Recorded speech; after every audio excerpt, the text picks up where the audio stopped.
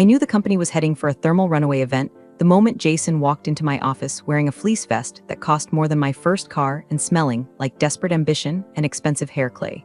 I'm Sabrina. I'm a security control assessor for a mid-sized defense contractor just outside of Austin, Texas. Well, I was.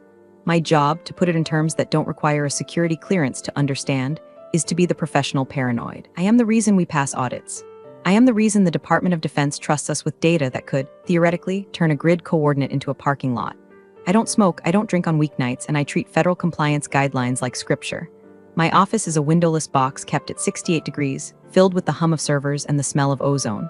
It's my sanctuary, or it was, until the owner's son decided to disrupt the workflow. Jason, 32 years old, an MBA from a university that probably accepts crayons on the application, and recently appointed as the innovation lead. His dad, the actual owner, is a decent man who built this place on grit and soldering irons, but he has a blind spot the size of Texas for his fail son. Jason thinks compliance is a suggestion, and security is an app you download on your iPhone. He leaned against my doorframe, sipping some green sludge from a shaker bottle. Sabrina, hey, quick sync. I didn't look up from my triple monitor setup. I was knee-deep in a log review for the upcoming DCA audit. I'm busy, Jason. The audit is in 6 days. Unless the building is on fire, go away. That's actually what I wanted to talk about, he said, stepping in uninvited. He pointed a manicured finger at my side monitor, where a Python script was quietly scrolling through lines of code. What's that? It's not the company dashboard. It's a personal project, I said, keeping my voice level. It's a heuristic log aggregator. It cross-references our shipping manifests with the security gate logs to ensure, personal project, he interrupted, latching onto the phrase like a pit bull on a chew toy. So you're doing personal work on company time? I finally spun my chair around. The air conditioner hummed aggressively, masking the sound of my patience evaporating. It's a tool I built to make sure we don't get fined into bankruptcy, Jason. It automates the verification process. It saves me 4 hours a day. It's a distraction, he declared, puffing out his chest. I've been looking at the metrics. You're not hitting the ticket quotas for the help desk. I'm not help desk, Jason. I'm the SCA. I don't reset passwords for Karen in HR. I make sure we don't commit treason by accident. We need focus, he said. Buzzing with buzzwords, we need total buy-in. And honestly, Sabrina, your energy, it's very legacy. We're pivoting to a lean, agile security posture. And this? He gestured vaguely at my life's work. This personal coding stuff, it proves you're not all in. I stared at him. I calculated the odds of him understanding the words NIST 800 to 171 compliance. The probability was 0. So, he continued, smiling that shark-like smile people learn in seminars about assertive leadership. I'm going to have to let you go. Effective immediately. We need hunger in this role, not hobbies. Listen, before I tell you how I burned his inheritance to the ground, do me a favor. If you enjoy watching incompetent Nep babies get absolutely destroyed by federal bureaucracy, hit subscribe button and maybe upvote this story. It helps the algorithm find more people who appreciate the fine art of malicious compliance. All right, back to the disaster. I stood up slowly. I'm not a tall woman, but I can project a level of stillness that makes Marines uncomfortable. You're firing the security control assessor 6 days before a $280 million contract renewal audit? We'll stream it, he said. Streamline, I corrected automatically. Whatever, we'll distribute your duties. The IT guys can check the logs. It's just data, Sabrina. Don't make this harder than it needs to be. I looked at him, really looked at him. He had no idea. He thought I was just a glorified librarian for computer files. He didn't know that I was the reason the DCA auditors didn't tear this place apart annually. He didn't know that my personal project was the only thing catching the errors his lean new shipping procedures were creating. Okay, I said. His smile faltered. He expected a fight. He wanted a fight so he could tell his dad I was emotional. Okay, you want my badge? I unclipped it from my belt and tossed it onto the desk. It landed with a plastic clatter. Do I get a severance or do I need to call my lawyer? 2 weeks' pay. Standard, he said, looking relieved. I'll have security escort you out. Don't bother, I know the way. I grabbed my purse and my personal hard drive, which, thankfully, I had unplugged 10 minutes ago. I didn't touch the company machine. I didn't delete my scripts. I didn't wipe the servers. I'm a professional. I don't sabotage. I just leave. And when you remove the immune system, the virus doesn't need help. It just needs time. As I walked through the bullpen, the open plan office hellscape Jason had designed, I saw the faces of the other IT staff. They looked terrified. They knew. Dave, the network admin, mouthed what happened at me. I just shook my head and kept walking. I stepped out into the Texas afternoon. The heat hit me like a physical blow, 103 degrees of wet, suffocating blanket.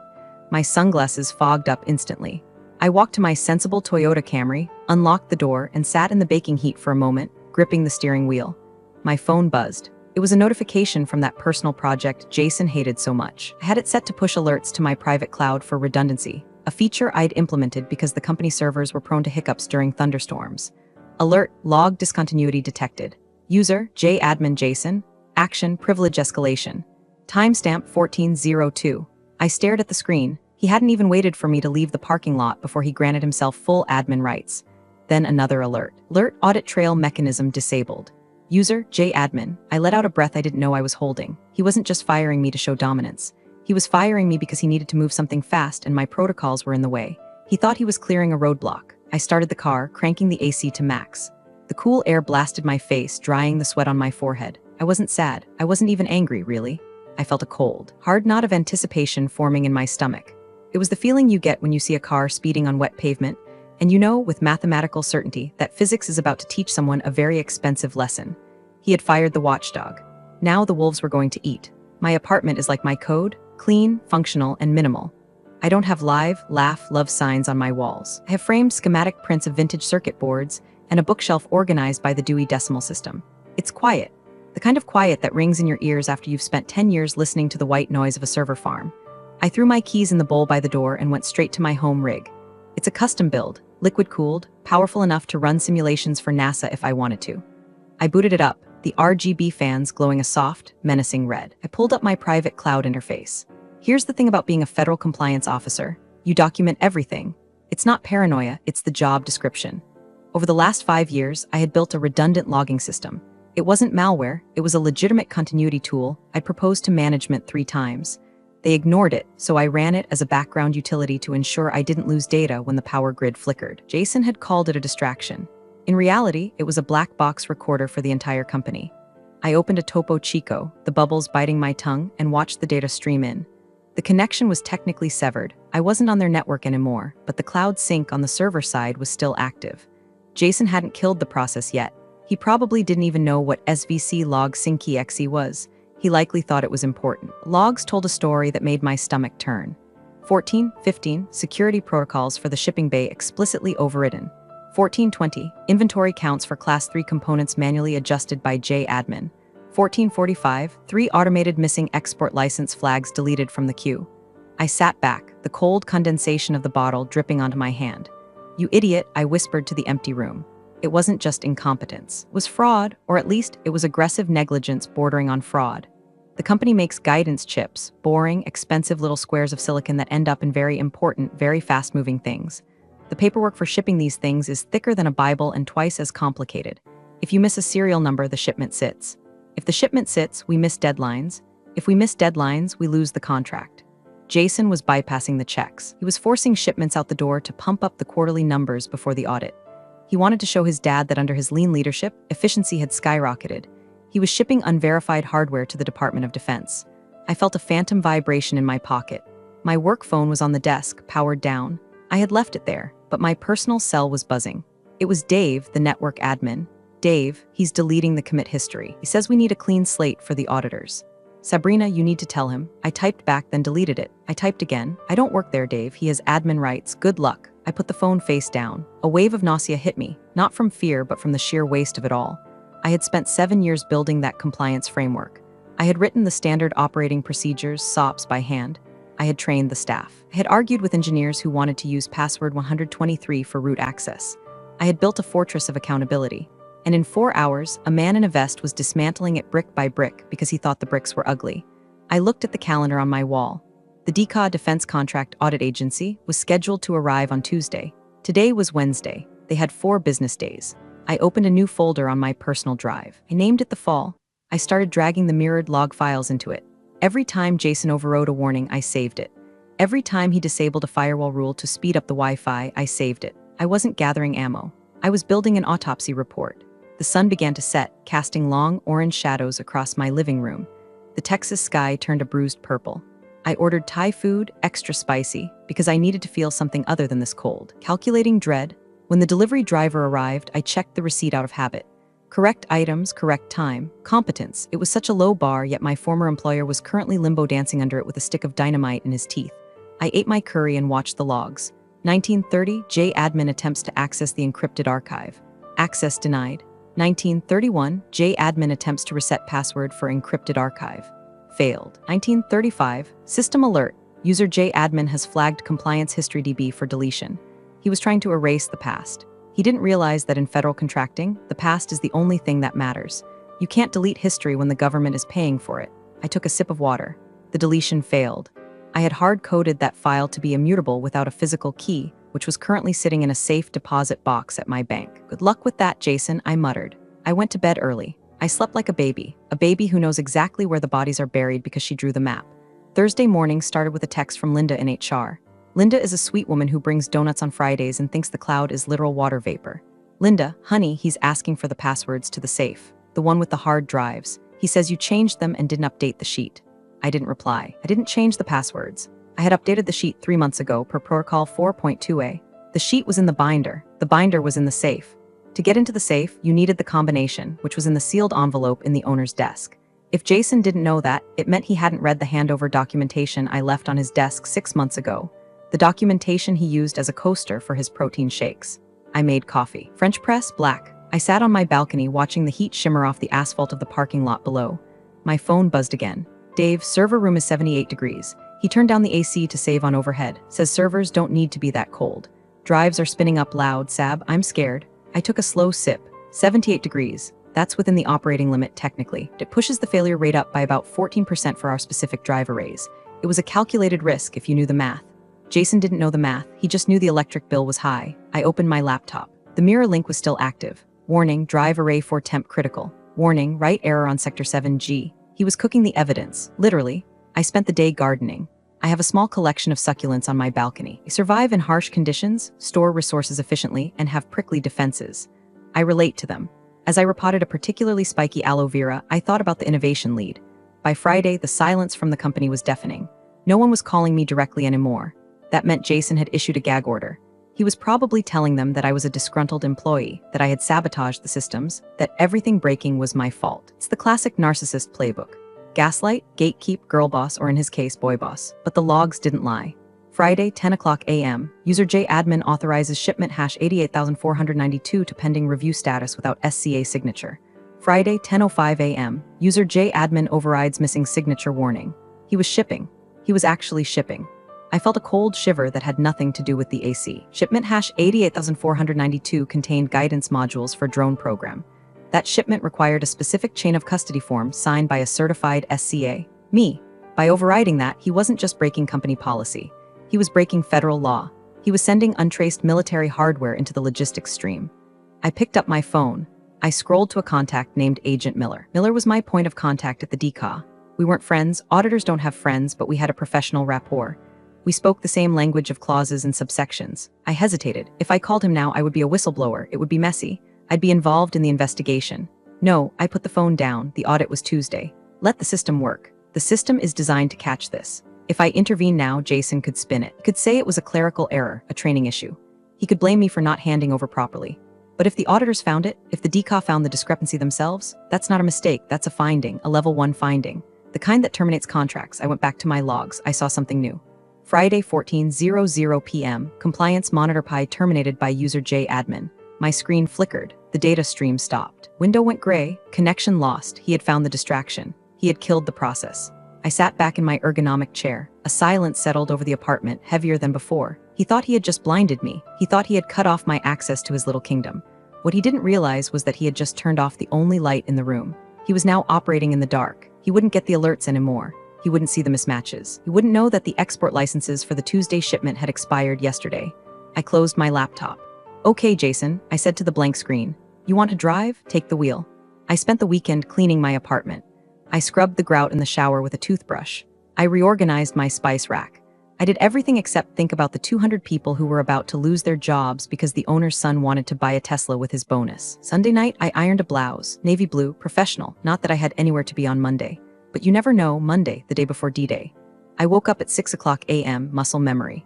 My body wanted to be in the car, fighting the I-35 traffic, sipping terrible gas station coffee. Instead, I made a kale smoothie and sat in my living room, watching the sun bake the world outside. I wasn't idle, I was compiling. Jason had killed the live feed. He couldn't touch the archive. The tool I built, the distraction, wasn't just a viewer. It was a localized blockchain ledger. Every entry was hashed and cryptographically linked to the previous one. You couldn't delete a line without invalidating the entire chain from that point forward. It was a trick I picked up at a cybersecurity conference in Vegas 3 years ago. I exported the file, ledger final JSON. It was a beautiful thing, a perfect, unalterable timeline of stupidity. Page 14, Jason granting access to unauthorized interns. Page 22, Jason disabling the encryption on the HR database to make it faster. Page 45, the unauthorized shipments. I printed it, all 300 pages. I bound it in a crisp, black binder. I labeled the spine, System Integrity Logs, Q3. Then I went to the public procurement database. It's a government website, ugly as sin but useful. I looked up our contract vehicle. Status, active. Key personnel, project manager. Robert, the owner, lead engineer. Sarah, security control assessor. Sabrina, last name, my name was still there. This was the trap. To remove me from the contract, they had to file a Form 404B with the contracting officer. It takes about 2 weeks to process. Jason hadn't filed it. He probably didn't know it existed. As far as the United States government was concerned, I was still the person responsible for the security of that facility. If the audit failed and my name was on the charter, I could be liable. I could be blacklisted. My career would be over. I needed to prove I wasn't there. I printed my termination letter, which thankfully Jason had emailed me from his iPhone. The subject line was literally "You're fired." Professionalism at its finest. Timestamp, Wednesday, 14:15. I stapled it to the front of the binder. My phone rang. It was a number I didn't recognize. Hello, Sabrina, it's Robert, the owner, the dad, the man who built the company in his garage in 1995. Hi, Robert, Sabrina, I just got back from my fishing trip. I'm looking for the audit prep files. Jason said you transitioned out. His voice sounded tired. He knew. He had to know something was wrong. Air in that building probably smelled like panic. I was terminated last Wednesday, Robert, for cause. Apparently my workflows were a distraction. Terminated? He choked on the word. Sabrina, the audit is tomorrow. Where are the keys to the encryption server? They are in the safe, Robert. Jason has the combination. Jason says the safe is jammed. It's not jammed. He's entering the wrong code. It creates a lockout delay. 20 minutes per attempt. If he tried it 3 times, you're locked out for an hour. Silence on the line. Then a heavy sigh. Can you come in? Just to help us open it, I'll pay you consulting rates, double time. I looked at my fingernails. They were perfectly manicured. I can't do that, Robert. I'm not an employee. I don't have clearance anymore. If I walk into that server room, I'm violating federal law, and so are you. Sabrina, please, this contract? I know how much the contract is worth, Robert. I'm sorry. You have an innovation lead now. Let him innovate. I hung up. My hands were shaking slightly. I liked Robert. He was a good engineer, but he had enabled his son for years. He had let Jason play executive while the adults did the work. He had watched Jason bully staff, ignore safety protocols, and cut corners, and he had laughed it off as youthful energy. Well, the energy was about to go nuclear. I placed the binder on my coffee table. Looked like a tombstone. I checked the weather for tomorrow. 105 degrees, clear skies, perfect day for a fire. Tuesday morning, 8:00 a.m. The DCA audit doesn't start with men in suits kicking down the door. It starts with a ping and upload request. The auditors arrive on site, plug into the designated subnet, and request the initial data dump. I wasn't there, but I knew exactly what was happening. I could picture it. Conference room B. Good chairs, Robert sweating through his button down. Jason pacing, wearing his power suit, probably checking his crypto portfolio on his phone. The auditors, Agent Miller and a junior associate, sitting quietly with their government-issued laptops.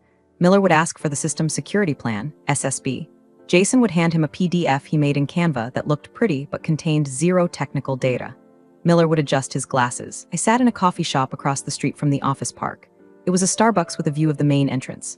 I wasn't stalking, I was verifying. I saw the black government sedan in the parking lot. Plate number USG 442, they were there. My phone buzzed, a text from Dave. Dave, they asked for the log aggregation report. Jason gave them an Excel spreadsheet he typed up yesterday. Miller is laughing, literally laughing. I took a sip of my nitro cold brew, an Excel spreadsheet. He tried to fake the logs.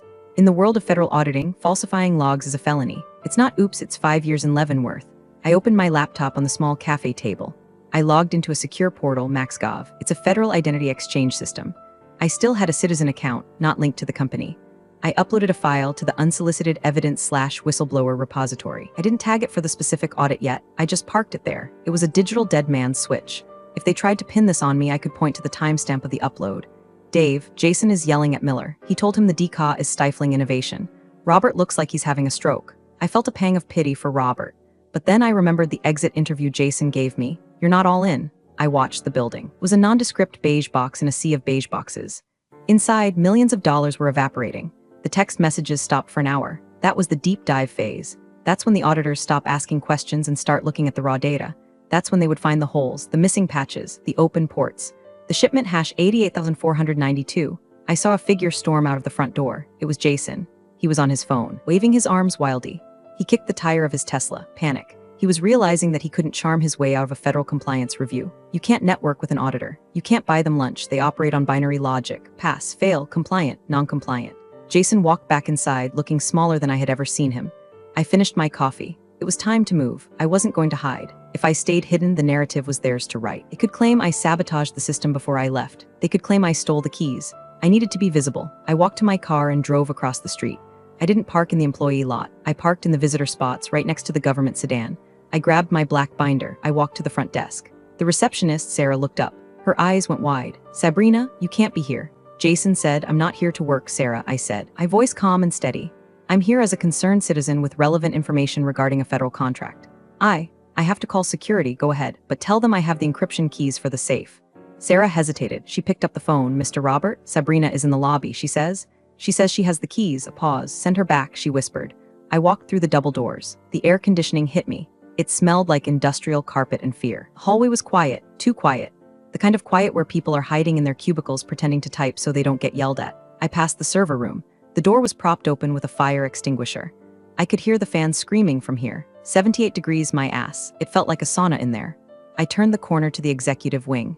Jason was standing outside the conference room door, his tie loosened, sweat beading on his forehead. He looked like a prom date who had just crashed his dad's Porsche. He saw me and bristled. The arrogance flickered back on, weak and desperate. "What are you doing here?" he hissed. "I told security to ban you." "I'm here to save your dad from prison, Jason. Get out of my way, you sabotaged us." He pointed a shaking finger at me. "You locked the files. I told Miller it was your fault. I told him you were a disgruntled employee who planted a logic bomb." "Logic bomb?" I almost laughed. "Jason, you don't even know what a logic bomb is. You think fishing is something you do on a lake. I'm calling the police," he bluffed. The conference room door opened. Robert stood there. He looked 10 years older than he had last week. His face was gray. "Jason, shut up," Robert said. His voice was a rasp. "Dad, I said, shut up." Robert roared. It was the first time I had ever heard him raise his voice at the boy. Jason recoiled, shrinking against the wall. Robert looked at me. He looked at the binder in my hand. "Do you have the keys?" "I have the keys," I said, "and I have the logs." "Come in," Robert said. I stepped into the conference room. Agent Miller was sitting at the head of the table. He looked up, his expression unreadable. Beside him was the junior auditor, a young woman who looked like she was witnessing a murder. The table was covered in papers, useless papers, marketing slicks, printouts of emails, screenshots of the website, the detritus of a panic attack. "Miss?" Miller asked. "Sabrina," I said. "I was the security control assessor until last Wednesday." Miller glanced at his notes. According to the roster provided by Mr. Jason, the SCA role was sunsetted in favor of an agile security matrix. "That's a fascinating way to say fired for doing my job," I said. I placed the black binder on the table. It landed with a heavy thud. Jason squeezed into the room behind me. "She's lying, she's bitter. She refused to adopt the new protocols." Miller held up a hand. "Mr. Jason, please, sit down." Jason sat. Miller looked at me. "We have a significant problem, ma'am. We have identified several critical nonconformities, specifically regarding inventory control and chain of custody. We cannot verify the integrity of the shipments made in the last 4 days." "I know," I said, and Miller continued, his eyes narrowing. "We are unable to access the historical logs to verify prior compliance. We have been told the system is corrupted." "It's not corrupted," I said, "it's encrypted. And the log aggregation tool was terminated manually on Friday at 2:00 p.m. "By whom?" Miller asked. I didn't look at Jason. I didn't have to. "I can restore access to the historical data," I said. "I can show you that up until Wednesday at 2:15 p.m. This facility was 100% compliant." "And after that?" Miller asked. "After that," I said, "I was buying groceries." Robert put his head in his hands. "Show us," Miller said. I walked over to the presentation console. I didn't ask for permission. I unplugged Jason's laptop, which was displaying a screensaver of a Lamborghini, and plugged in my own machine. The projector hummed. A command line terminal appeared on the big screen. Green text on black. "Stark. Brutal. This," I said, typing in a command, "is the heuristic log aggregator. The distraction."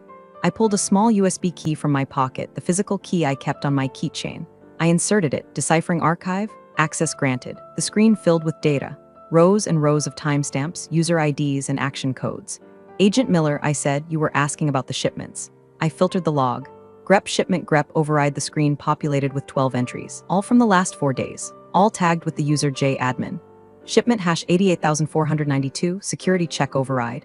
Shipment #88493, export license check override. Shipment #88494, weight variance ignored. The room went silent. The only sound was the fan on the projector. Jason stood up. That's manipulated. She wrote that code. She made it say that?" Miller looked at Jason with a look of pure bureaucratic disdain. "Son, these logs are cryptographically signed. Unless she has a quantum computer in her purse, she didn't fake this." Miller turned to Robert. "Robert, these logs show that your acting administrator systematically bypassed every critical control in your shipping process. You sent unverified guidance hardware to a naval depot. Robert looked pale. I didn't know. He told me he was optimizing the workflow.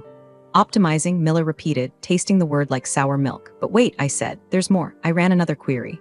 Grep delete grep system Friday 14:00 J admin deleted audit alert daemon. Friday 14:05 J admin deleted firewall rule 44. He turned off the alarms, I said softly. He didn't just drive the car fast. He cut the brake lines so the dashboard light would stop blinking. Miller closed his laptop. It was a final, heavy sound. This is a Category 1 failure, Miller said. His voice was devoid of emotion. It is a willful violation of the NIST 800 to 171 controls. It is a critical failure of the CMMC requirements. He looked at Robert. We are recommending immediate suspension of the contract pending a full criminal investigation. Criminal. Jason squeaked. Fraud, Miller said. Billing the government for compliance services while knowingly bypassing compliance is fraud. Tampering with security logs is obstruction. Robert sank into his chair. He looked like a balloon that had lost all its air. The company he built over 30 years was dead, killed in 4 days by a fleece vest and an MBA, but, Jason stammered, but we shipped on time, the metrics, the efficiency. You shipped garbage, I said. You signed your name to it. Miller stood up. We're done here. We will need copies of all these logs, Miss Sabrina. Can you provide them already on the drive, I said, and I uploaded a copy to the secure whistleblower portal this morning, just in case. Miller nodded, a flicker of respect in his eyes. Good. Miller and his associate began packing up. The sound of zippers and clicking latches was the only thing filling the room. Jason was staring at the screen, at the lines of green text that had condemned him. He looked like a child who couldn't understand why the vase broke after he threw it. Dad, Jason started. Dad, listen. I can fix this. We can appeal. It's a misunderstanding. Robert stood up. He moved slowly like an old man. He walked over to Jason. I thought he was going to hug him, or maybe hit him. Instead, Robert reached out and ripped the badge off Jason's belt. He tore it so hard the plastic clip snapped. Get out, Robert whispered. Dad, get out of my building, Robert said, his voice shaking with a rage so deep it vibrated the table. You didn't just lose the contract, Jason. You destroyed my name. You destroyed everything I built. Get out before I kill you myself. Jason looked around the room. He looked at me. He looked for an ally. He found only the cold, blue light of the projector reflecting off my glasses. He turned and ran. He literally ran out of the room. We heard the front door slam moments later. Robert stood there, breathing hard. He looked at me. There were tears in his eyes. Sabrina, he said. I said, just don't. Miller cleared his throat. Miss Sabrina, regarding the logs, since you are not an employee, we will need you to sign a sworn affidavit regarding their authenticity. Happy to, I said, and Miller added, given the unique circumstances, DCA might have some contract work for you. We need people who understand how to catch this kind of thing. I smiled, a small, dry smile. I'll think about it. My rate just went up. I unplugged my laptop. The screen went black. The truth vanished back into the silicon. I'm sorry, Robert, I said, and I meant it. He was a weak father, but he wasn't a bad man. He just loved the wrong person more than he loved his legacy. I should have listened, Robert said. You told me the tool was important. I told you it was vital, I corrected. Jason told you it was a distraction. I picked up my binder. You have the files, Agent Miller. I'm going home. My succulents need watering. The walk to the car was different this time. Last Wednesday, I walked out feeling like trash, discarded, useless. Today, I walked out feeling like the angel of death. The sun was still hot. The asphalt was still baking. The air felt lighter. I saw Jason's Tesla in the parking lot. He was sitting in it, head on the steering wheel. He wasn't going anywhere. He probably didn't know where to go. His entire identity, the innovation lead, the heir apparent, the business genius, had evaporated in a conference room in less than 20 minutes. I didn't wave. I didn't key his car. I just got into my Camry and drove away. The company folded 3 months later, without the defense contract. The cash flow dried up instantly. Robert sold the assets to a competitor for pennies on the dollar. The building is empty now, just a for-lease sign fading in the Texas sun. Jason, last I heard, he's trying to launch a crypto-based energy drink startup in Miami. Good luck with that. The SEC is a lot less forgiving than the DCAW. As for me, I'm sitting on my balcony. It's dusk. The heat is finally breaking. I have a cold beer, a Shiner Bock. My laptop is open. I didn't take the job with the DCAW, too much travel. Instead, I started my own consulting firm, Compliance Recovery Solutions. My first client, the competitor that bought Robert's assets. They hired me to audit the mess Jason left behind. I'm charging them 3 times my old salary. I opened the folder on my desktop named The Fall. I scrolled through the logs one last time. It's a masterpiece of failure. Tragedy in JSON format. I right-clicked, delete. I don't need the proof anymore. I lived it. I took a sip of my beer and put on my headphones. I queued up a video, Danny DeVito eating a hard-boiled egg, 10 hours asthma. Don't judge me, it's soothing. It's the sound of someone who knows exactly what they are doing it perfectly with zero pretension. The world is full of Jasons. They wear vests, they use buzzwords, and they break things they don't understand. But as long as there are people like me, the people who read the manuals, who check the logs, who save the receipts, the Jasons will always lose. Eventually. Cheers. Competence speaks louder than titles, doesn't it? Sabrina's quiet dedication and her so-called distraction truly saved the day, just not for the company that fired her. It's a strong reminder, true value reveals itself, often with devastating clarity for those who missed it. Appreciate you all for sticking through this one. See you in the next story.